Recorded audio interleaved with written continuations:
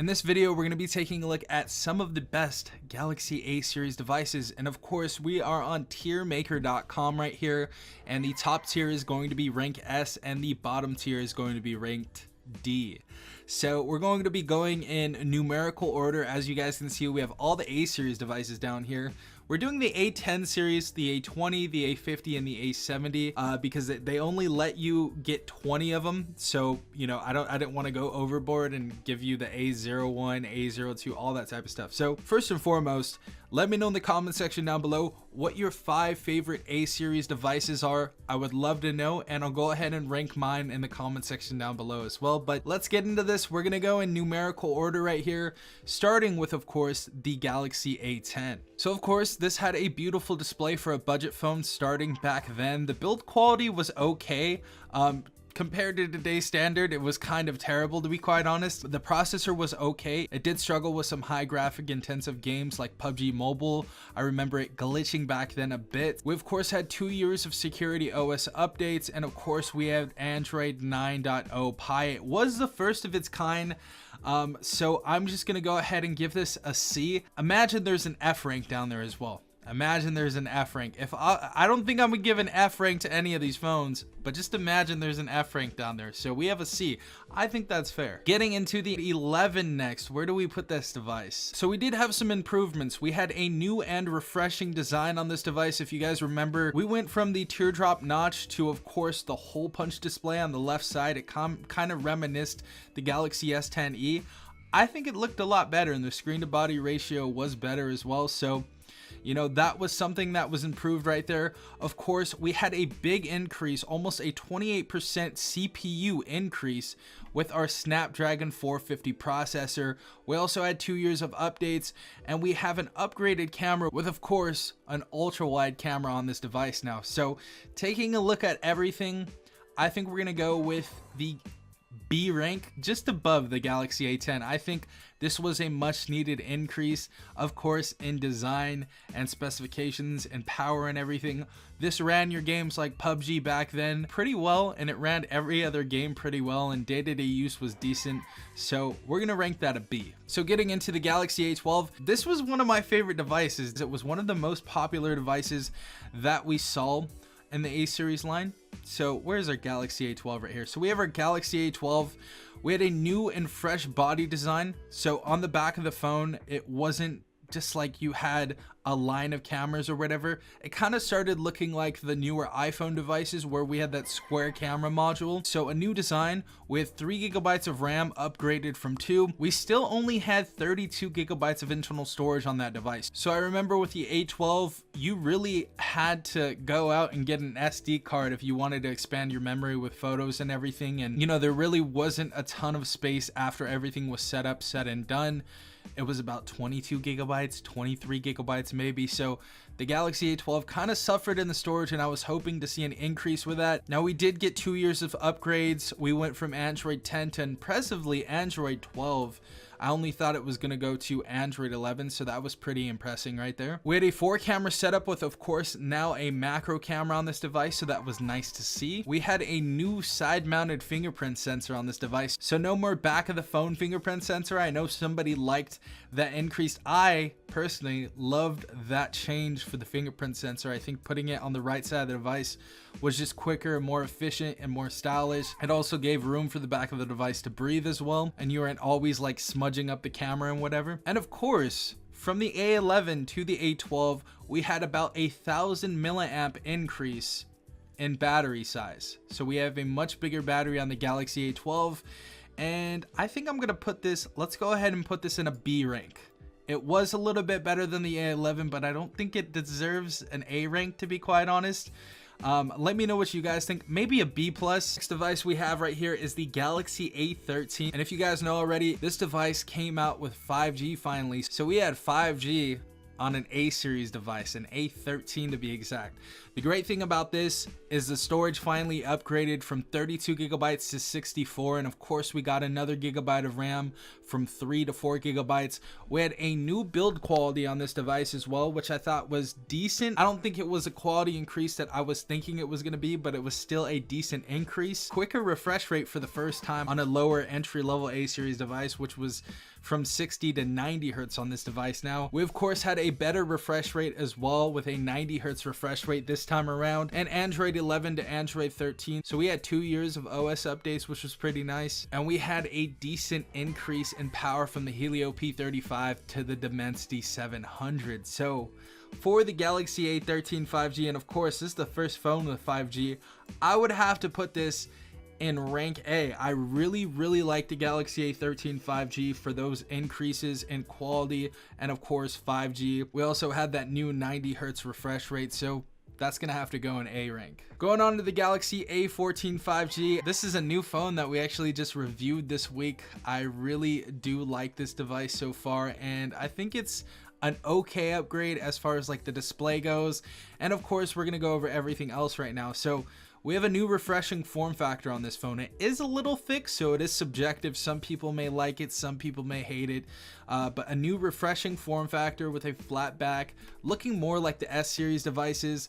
Huge increase in screen quality, of course 720p to 1080, and the previous device, the Galaxy A13, only had a PPI of 270, and we now have 400 pixels per inch on the Galaxy A14 5G, so that was a decent increase. And minor camera quality improvements that we saw mostly in software. If you guys saw my review of the camera that I released yesterday, go ahead and check it out. There was a few different updates in the camera quality that we saw in video, and that we saw of course in our photography, and of course we released with Android 13. I don't think it was a huge increase though, because we didn't move processors. So we didn't go from the Dimensity 700 to another processor. We stayed at the Dimensity 700. So for that, and we're going based off of upgrades, of course, we did have some decent upgrades in this device, but not enough to get it above the B rank. I think it's a good phone. I don't think it's an A rank like the Galaxy A13 though. Now finally, getting into the A20 series. This is probably my favorite series. This is one of the phones that got me started off, obviously next to the LG Stylo, but one of my favorite phones of all time, the Galaxy A20 right here. So we're gonna go ahead and rank this. Beautiful Super AMOLED display. Now keep in mind, this is one of those entry-level devices from like 2019 at the nose or the beginning of 2019.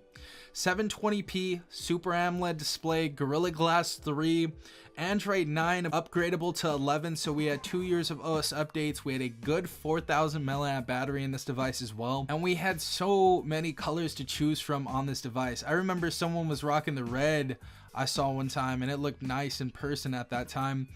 And I remember really wanting it because I only had the glossy back one, but that one was dope, and the performance for the price tag was actually really good. So this is probably my favorite A series phone on this list, just because of the time that I started reviewing phones. I thought this was such a great phone at the time, you know, for the price tag, because budget phones weren't really prevalent as they are now.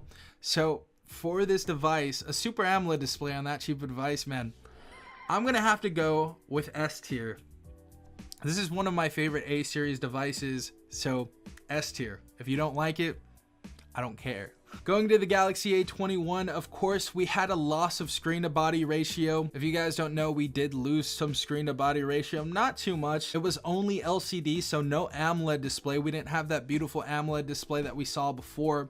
However, we had a 45% processing increase from the Exynos 884 to the Helio P35. So huge increase for processing power in the new chipset that we had. We had a hole punch in the display, which was nice as well, but it only came in one color. Now factoring all of that in together, I think we can go ahead and give this a B. I still think this is a great device. It wasn't released at a ton of different carriers like the rest of these devices, but the Galaxy A21 was a decent upgrade. Moving on to the Galaxy A22, or we can say A22 5G. I'm just gonna go with the base Galaxy A22. We finally had a new design, a better design. They were kind of using or mocking up all of these devices to look like the iPhone 12 at the time, or iPhone 11.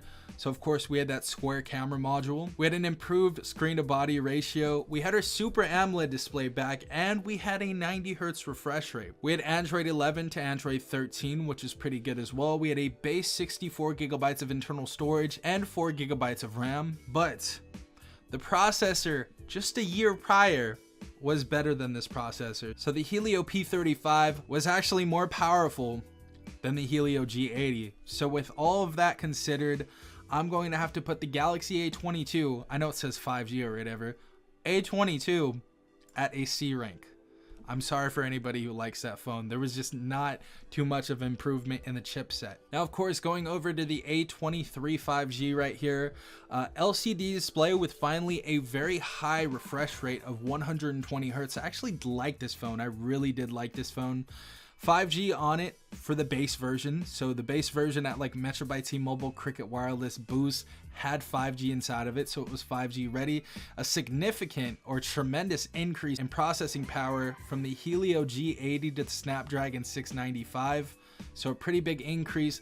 And we also have, instead of 15 watt fast charging, we have 25 watt fast charging inside of this device. And for that, I think we can give the A23 5G comfortably an A. This is a solid device. Getting into the A50 phones right here, I know this is when people are gonna start throwing shots in the comment section, but you guys can go ahead and say whatever you want. We're gonna go ahead and start off with the Galaxy A50. So the Galaxy A50 had a Super AMOLED display with a great PPI, 403 PPI at the time, 2 years of OS update, so nothing crazy. We also had a good screen to body ratio, we had a decent camera, and we had a passable processor. The processor wasn't too amazing on this device. It definitely was passable though, and for that, I will give the Galaxy A50 a B rating. Now going over to the Galaxy A51, one of my favorite devices from the A series, I'm sure you guys know already, and probably some of your favorites as well. But the Galaxy A51 right here, we have a Super AMOLED display with amazing screen to body ratio, about almost 90% screen to body ratio. So it was really good with that new hole punch notch right there and the thinner bezels, of course. We also had a refreshing new design. We had the sexy blue holographic back that we had on this that looked like a majestic dragon. I don't know, it just was sexy during the time. Decent processing boost as well. We of course had decent OS updates on this, and the camera quality bump was actually pretty good in the software department. And of course, this is the first time we got 4K on a device in the A series. So for the Galaxy A51, I'm gonna have to give this, I'd say, an A as well. This was a really good A series device. Keep in mind, it's just gonna be the A52, not A52 5G. So beautiful Super AMOLED display on this device. We have a good quality upgrade as far as like the feel of this device. I feel like the build quality was much better than the Galaxy A51. We have Gorilla Glass 5 instead of 3 now on this device. 3 years of OS updates.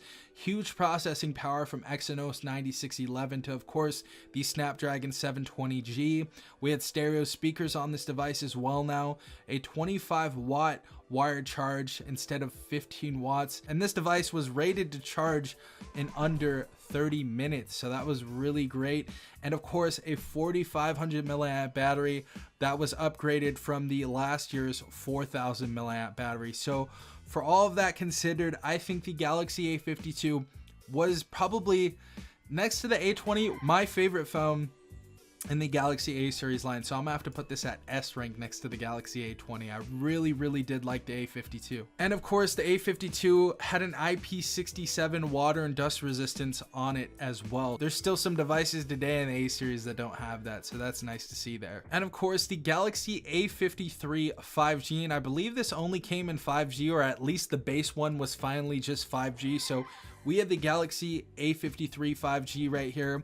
The base model had a Super AMOLED display, 120 Hertz refresh rate. Of course, 4 years of operating system updates. We had stereo speakers on this device. We had small processing power from the Exynos 1280, so very small increase. The camera quality increased with the software optimization as well, but I don't think it was too much of a difference from like the A51 to A52. And for that reason, I love you, Galaxy A53. I think you are a beautiful phone, but I think we're gonna have to put you on the B tier list. I don't think it's a terrible phone. I don't think it's an amazing phone. I just thought it was a decent phone. So that's where I'm gonna have to put you. I'm sorry. Now getting into the A70 series, of course, these are some of your favorite phones. Starting off with the Galaxy A70 right here, this was a device that came out of the gate with some heat. We had a Super AMOLED display. We had Corning Gorilla Glass 3 on this device, which was pretty impressive back then. Decent processing power from the Snapdragon 675, base 6 gigabytes of RAM, and base 128 gigabytes of internal storage. So that was pretty big for people back then. We also had 25-watt wired charging on this, and of course our in-display fingerprint sensor. So for this device, I think Samsung came out with some power during this time, so I'm going to have to give this device an A rank. Getting into the Galaxy A71 right here, of course, one of your guys' favorite phones. I think the A71 and A51 series was some people's favorite devices. I'm sorry, I know I left out the Galaxy A52s. I know that was, I guess, the upgrade that people wanted, or they thought it was a better upgrade from the A51 to A52. The S series, I know guys, that was a great device as well.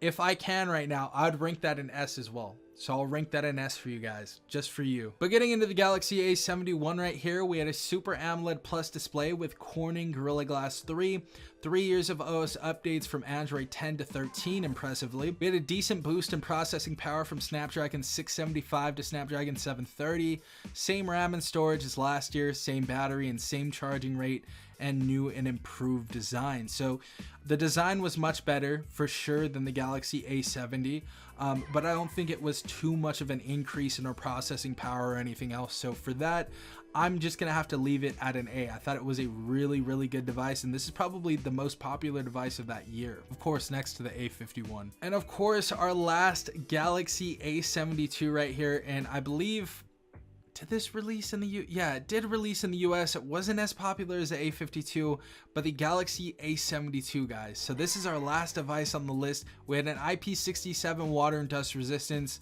much better looking phone design with no glossy back. So we didn't have that glossy back right there. That was one thing that people didn't like, was getting fingerprints on it and all that stuff.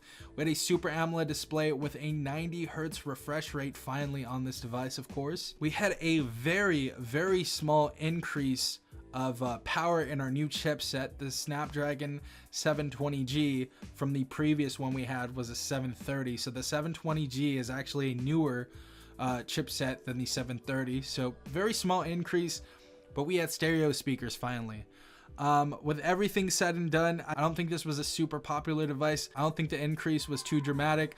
So for that, we're going to leave this at a B. It's a decent phone, but I don't think it's that great. So none of these devices got in the D rank. So let me know in the comment section down below where you would place all of these devices at. I think this is the best I can do with these devices. I think all of these devices deserve these spots. But again, let me know what you guys think in the comment section down below. And hopefully you enjoyed this video. I spent a long time creating this video, so hopefully you enjoyed, and hopefully you guys have a great day. Again, this has been Safon from TechRight. Peace out, Tech Gang.